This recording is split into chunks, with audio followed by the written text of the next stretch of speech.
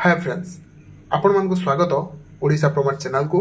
तबे आधार कार्ड भारतीय को पई एक प्राइमरी आइडेंटिफिकेशन डॉक्यूमेंट अटे। तबे यह अकाउंट टू आरंभ करी आयकर प्रदान पर्यंत सबु जगह मध्य व्यवहार करा जाए। तबे गत किछि वर्ष मध्य रे यार अनेक अपव्यवहार हेबार मध्य देखिबा को मिलिछि। तबे साइबर ठकई माने आधार कार्ड को अपव्यवहार करी अकाउंट खाली करथुवार खबर मध्य आपण माने सुनिथिबे।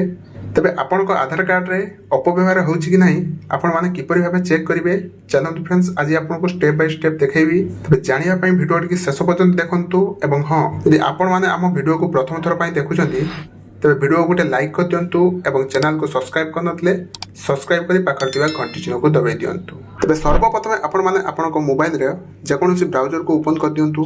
ओपन कर साला परे एटे सर्च बार रे आपण माने लिखंतु माई आधार।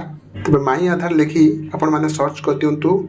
तो सर्वप्रथम जो ऑप्शन टी आछि तो आपण माने सेटा को क्लिक करंतु। तबे फर्स्ट पेज जो लॉगिन ऑप्शन टी देछि आपण माने से लॉगिन को क्लिक करंतु।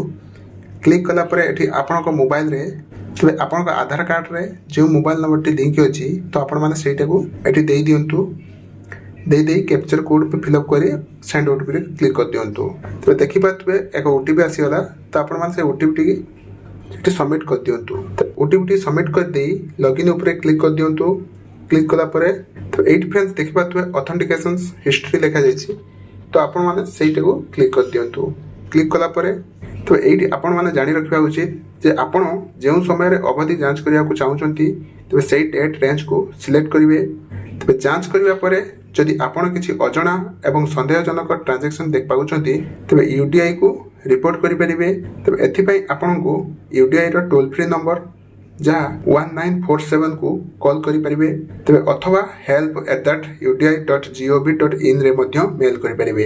तबे एथि सो आधार अपव्यवहार को रोकिया पई आपण माने यूडीआई जरिया रे बायोमेट्रिक लॉक एवं अनलॉक ऑप्शन को अपनाई भी परिबे।